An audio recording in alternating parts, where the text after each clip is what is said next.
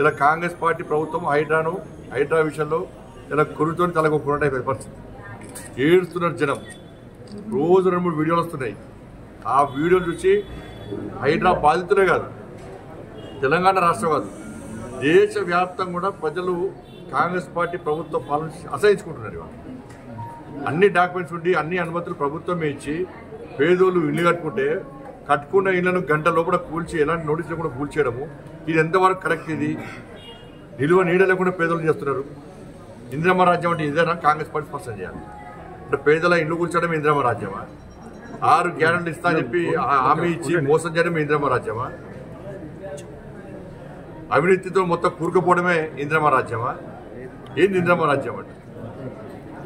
కాబట్టి హైడ్రా విషయంలో భారతీయ జనతా పార్టీ వారం రోజులు కూడా ప్లాన్ మీటింగ్ చేస్తున్నాం.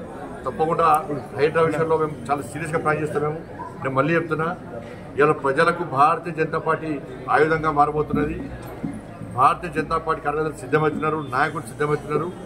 హైదరాబాద్లకు అండగా ఉండడానికి ఈ రాక్షస ఆలోచనను, ఈ మూర్ఖత్వపు ఆలోచనను, ఈ దుర్మార్గపు మనసుతో పక్కకు పెట్టి ఒక మానవత్వంతో రాష్ట్ర ప్రభుత్వం ఆలోచించాలి. హైడ్రా విషయంలో వాళ్ళ ఇంట్లో కూర్చోవడం ఎంతవరకు సమంజసమో గుండె మీద చేసుకుని రాష్ట్ర ముఖ్యమంత్రి ఆలోచించాలి.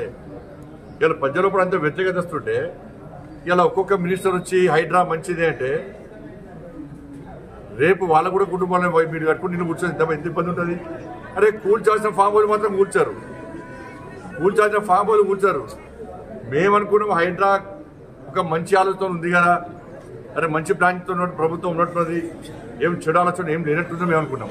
కానీ ఇంత పేదోళ్ళు ఉసురు పోసుకుంటారు, పేదోళ్ళు పుట్ట కొడతారు, పేదోళ్ళకు నిల్వ నీడ లేకుండా చేస్తారని చెప్పి మేము ఎప్పుడు ఆలోచించాం.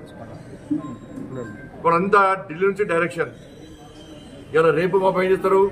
బీఆర్ఎస్ పార్టీ అయ్యప్ప సొసైటీ పేరుతో కొన్ని కూల్చింది, అది పైసలు తప్పింది. ఇలా హైడ్రా పేరుతో చేస్తారు.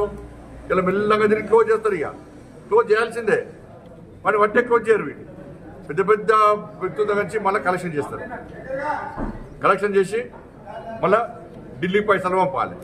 ఢిల్లీ పైసలు పంపాలంటే హైడ్రా అయినా వీళ్ళకి పెద్ద ఆయుధం, ఢిల్లీ పైసలు పంపడానికి. అసలైన తొలి వెలుగు. ఫాలో వాట్సాప్ @తొలి వెలుగు official.